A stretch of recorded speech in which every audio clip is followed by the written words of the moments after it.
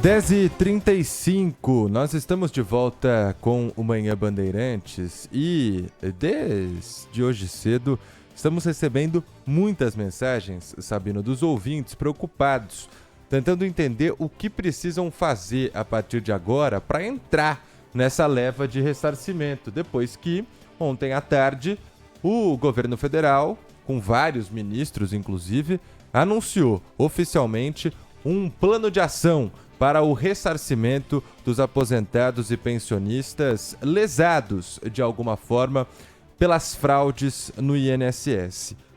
Hoje cedo, o Instituto Nacional do Seguro Social anunciou que vai devolver 292 milhões e 700 mil reais, esse valor referente às mensalidades de abril, que mesmo após o bloqueio foram descontadas por sindicatos e associações por um único motivo, porque a folha do mês já havia sido rodada no momento em que fizeram esse pedido. O dinheiro será devolvido entre os dias 26 de maio e 6 de junho, dinheiro que já foi bloqueado pelo INSS e será colocado aos beneficiários na folha de maio.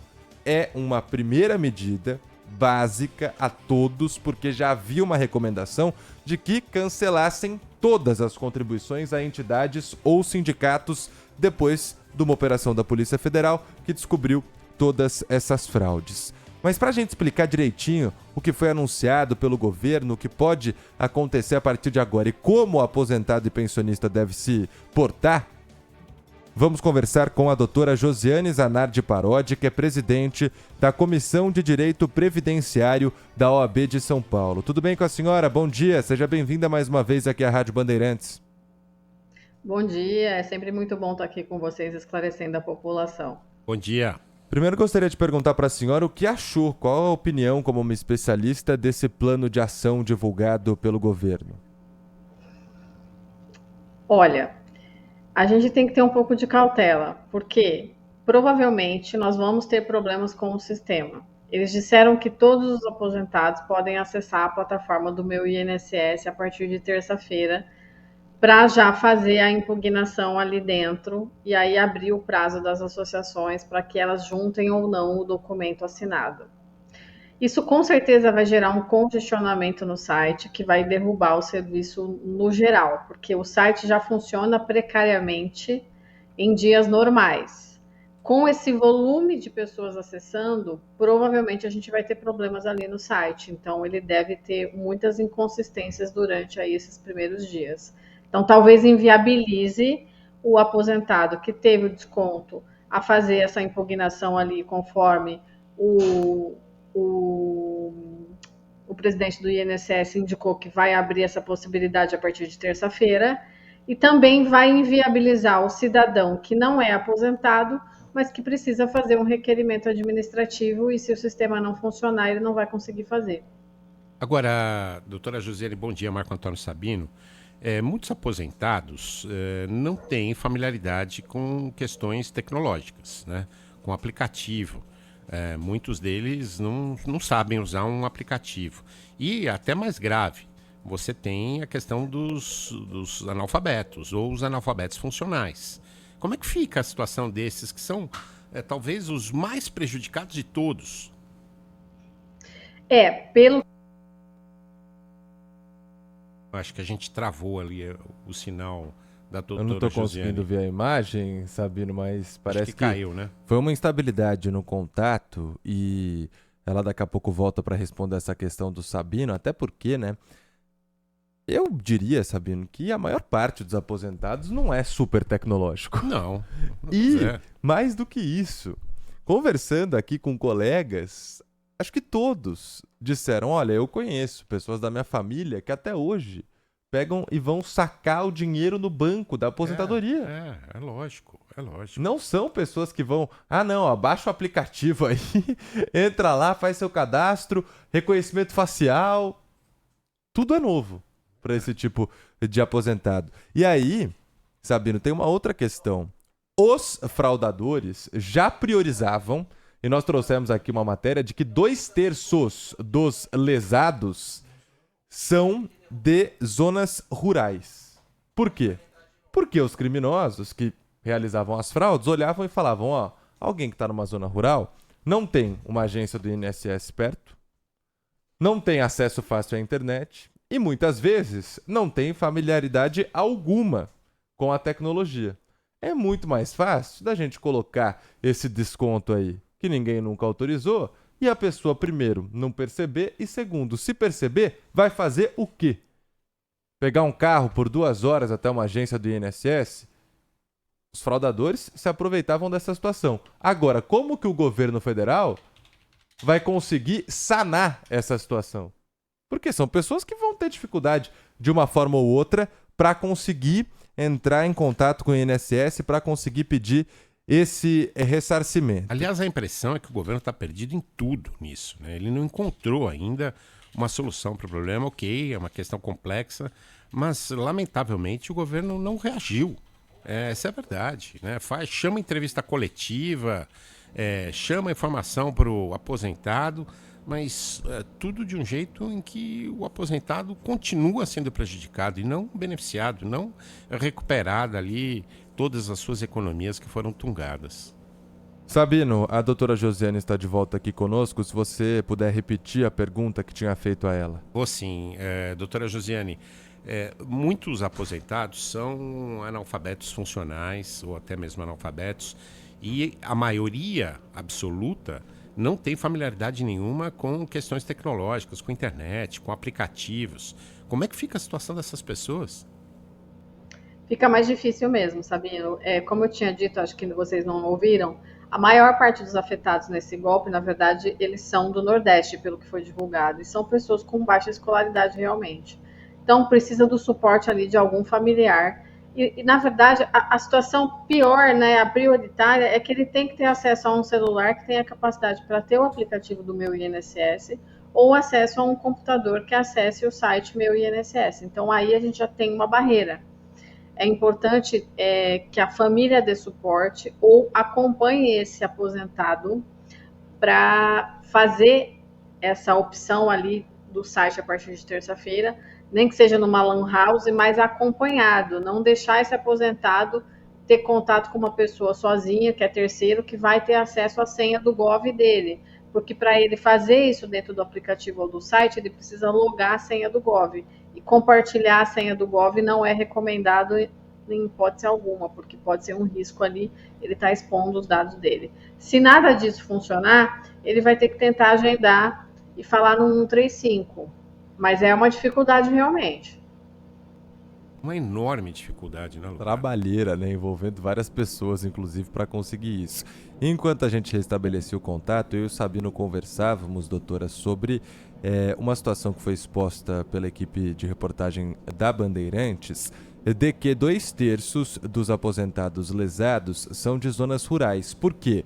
Os fraudadores se aproveitavam que eles estão longe de uma agência do INSS, têm, muitas vezes, dificuldade ou nenhum acesso à internet e zero familiaridade com a tecnologia. Nesses casos, o governo precisaria fazer, por exemplo, uma busca ativa a lesados? Na verdade, o governo ele tem sido um pouco divergente nos discursos. A princípio ele falou que ele ia suspender todos e ia devolver, e aí a gente teve esse problema que a folha de pagamento já tinha sido rodada, então acabou descontando, ele vai devolver agora ainda, prometeu fazer isso no final de maio, o desconto relativo a abril. E com relação aos demais, ele está soltando informações, dizendo que está fazendo de tudo para devolver, mas não é uma devolução rápida. O que ele está prometendo fazer, que a gente tem que ver se vai funcionar, é que vai estar disponível para fazer a impugnação. Feita a impugnação, a associação vai ter o prazo ali para dizer se aquela impugnação está correta ou não, vai ter que juntar o documento.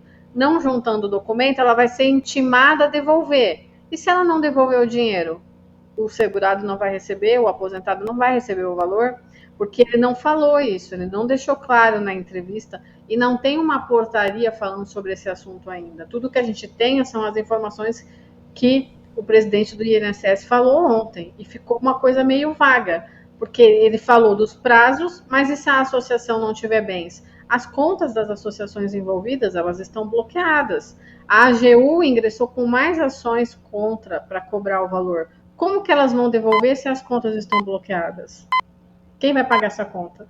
E, com relação a essa população que é mais simples, eu acredito que tenha que ser automático. Se está comprovado ali que ele está naquela listagem da operação, não haveria necessidade de fazer esse procedimento administrativo no site. Doutora Josiane, a senhora tocou num ponto que eu não tinha pensado, que é uma loucura do aspecto lógico da questão. Como é que as entidades vão devolver o dinheiro se estão com as contas bloqueadas pela justiça?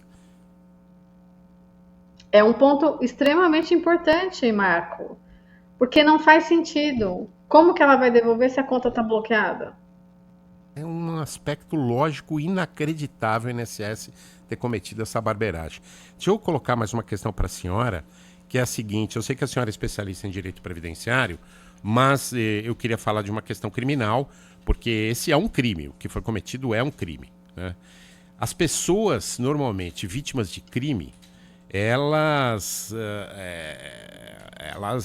não são obrigadas a fazer prova do crime. Não são elas que têm que produzir a prova para dizer que são vítimas. E nesse caso aí, eles estão obrigando que o prejudicado, o aposentado prejudicado, que tome a iniciativa de entrar no aplicativo e produza ali provas de que ele foi tungado. Tem uma inversão aí também da lógica do direito, não tem? Eu acho que nos casos específicos, onde a Polícia Federal já apurou que foi fraude, não caberia esse procedimento que o governo está implantando agora. Eu acho que não faz o menor sentido, tá? Agora, para aqueles outros em que houve desconto, mas a Polícia Federal não identificou, das demais associações que eu estou falando, que em tese não cometeram a fraude, aí eu acho que tem que ser feito um pente fino e o segurado precisa dizer ali se ele assinou ou não. Mas a prova, na verdade, quem tem que trazer é a associação mesmo, porque é ela que tem esse documento. O que o aposentado vai dizer é se ele fez ou não a adesão. Se ele falar que fez, está tudo resolvido. Porque algumas pessoas fizeram, Marco, não é 100% fraude esses descontos, mas é uma quantidade provavelmente infinitamente menor do que efetivamente foi determinado que seja descontado. Mas doutor, isso aí é só a pontinha do iceberg, né? Porque agora já se fala também, inclusive com investigação dentro do governo, de que algumas das entidades, dos sindicatos, falsificavam a assinatura do aposentado. E aí vai ter que comprovar que aquilo era falsificado, porque na teoria tem uma assinatura do aposentado tem. lá. Sim, a gente já tem essa realidade nos processos judiciais que já estavam em andamento a respeito dessa problemática, também nos descontos das associações. E um outro tema que acontece isso são os empréstimos consignados, que também, às vezes, o aposentado começa a ter o desconto do pagamento da parcela e ele diz que não foi ele. Aí a gente tem que fazer a prova de que aquela assinatura não é dele. Isso tem que ser feito através de perícia e normalmente vai ser necessário um processo judicial. Resumindo, assim, é uma história que provavelmente vai se arrastar, porque tem muita coisa que pode desmembrar desse fato. E a gente vai ter que avaliar caso a caso mesmo, porque não dá para ter uma regra geral para todo mundo, porque pode ter aquele aposentado que autorizou, pode ter aquela situação do documento falso, pode ter aquela outra situação que não teve documento nenhum. Então, as hipóteses são variadas. Por tudo isso, a senhora avalia que o rombo seja maior do que esses 6 bi de reais inicialmente falados? Eu acho que eu não posso responder essa pergunta objetivamente, mas eu acho que pode vir muito mais coisa depois disso. O que faltou de fato foi fiscalização da documentação enviada, e o fato de não ter a obrigatoriedade da biometria durante um longo período ocasionou toda essa situação.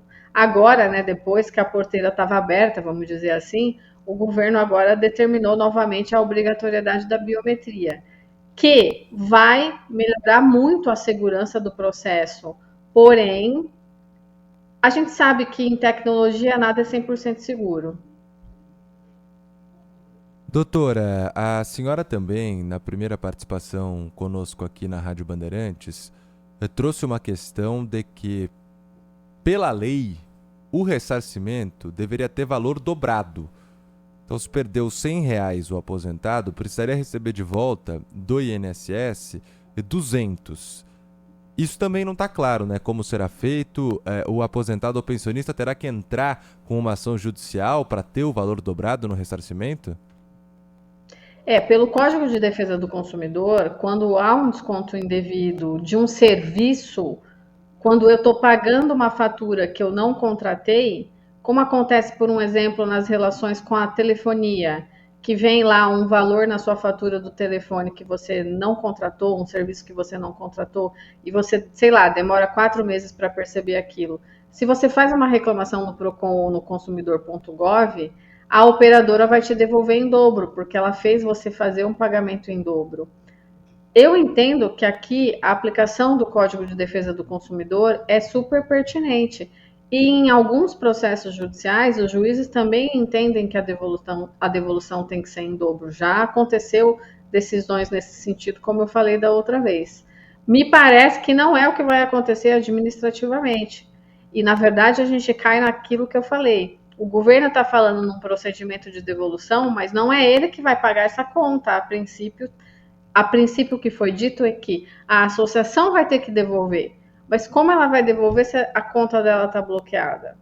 Nós estamos num impasse aí, me parece, com relação a isso. Mas tudo que foi dito não é no sentido de devolução em dobro realmente. Se o aposentado se sentir lesado e quiser fazer o processo judicial com pedido de devolução em dobro, além do dano moral por todo esse problema, ele vai ter que ingressar com processo no juizado especial ou procurar a defensoria pública ou um advogado para fazer isso para ele. E aí vai ter que ter o termo de adesão, a gente vai ter que checar a questão da assinatura, se tem ou não. O ideal seria fazer o boletim de ocorrência, porque se teve uma assinatura falsa, alguém se passou por ele. Todo esse preparo antes de fazer o processo para levar isso de uma forma mais madura para o judiciário e fazer com que os juízes entendam que, de fato, agora, com essa situação toda exposta, é fácil e necessária a devolução em dobro e o dano moral. E eu não sei se eu me falei na primeira vez, mas a gente tinha uma dificuldade de responsabilização do INSS nessas ações. Os juízes, em regra, diziam que não era responsabilidade do INSS, como o próprio INSS tinha dito através de uma portaria interna. Mas agora, eu acredito que com essa problemática toda exposta pela operação da Polícia Federal, talvez o judiciário mude esse entendimento e passe agora a responsabilizar o INSS também. Até porque, Sabino, se isso não acontecer, a gente corre o risco também das ações judiciais morrerem na praia. A gente pode ter uma sentença determinando que devolva em dobro, pague o dano moral, mas se for só contra a associação e essa associação não tiver dinheiro para devolver, o aposentado não recebe. Nós estamos falando só do reembolso do mês de abril, hein? A gente ainda não entrou em toda a polêmica que vai ser o reembolso das quantias em seu total, né? Doutora, nós temos muitos ouvintes fazendo a mesma pergunta e eu vou usar aqui como exemplo o Lupa de Santos, que está contando aqui que a mãe dele tinha um desconto indevido ali na aposentadoria desde 2016. Faleceu em 2022. Começou com R$ 44, depois passou para R$ 61, só que agora ela já faleceu. E são muitos os ouvintes nessa mesma situação. Como faz se um parente, mãe, pai, já morreu, mas também foi vítima? Nesse caso, se houver um beneficiário de pensão por morte, ou mais de um beneficiário, se essa aposentadoria, se esse benefício dessa pessoa que faleceu gerou uma pensão por morte, os beneficiários da pensão por morte têm o direito de requerer essa devolução. Eu só não sei se vai ter essa opção ali administrativamente no sistema. A gente vai ter que ver como é que o governo viabilizou. Se não, vai ter que ser feito através de um pedido realmente nos órgãos do consumidor e no judiciário. Se não houver beneficiário de pensão por morte e for uma pessoa que não deixou dependentes, que a gente fala, O inventariante, em caso de ter havido inventário, ele vai poder solicitar também isso dessa mesma forma, como inventariante. Caso não seja possível um inventariante, porque não havia bens, aí vai ter que ter todos os herdeiros necessários. Por exemplo, uma família com 5 filhos de um aposentado que faleceu, que teve esse problema, mas que não teve inventário, vai ter que fazer uma ação com os 5 filhos juntos. Ou seja, quem recebe a pensão por morte ou algum dependente direto, como filhos, aí depois, se tiver um inventariante, por último, todos os herdeiros. Isso. São as 4 opções. Doutora Josiane Zanardi Parodi, presidente da Comissão de Direito Previdenciário da OAB, muito obrigado pela sua participação aqui. Infelizmente, depois da sua entrevista, eu percebo que a situação ainda é mais grave do que eu imaginava num primeiro momento. Um bom dia para a senhora. Obrigado. Eu que agradeço, estou à disposição aí para esclarecer quando necessário, mas parece que a cada capítulo a coisa vai ficando um pouquinho pior mesmo. Mas bom dia aí para todos, espero que a gente consiga esclarecer os fatos. Bom dia. Obrigado.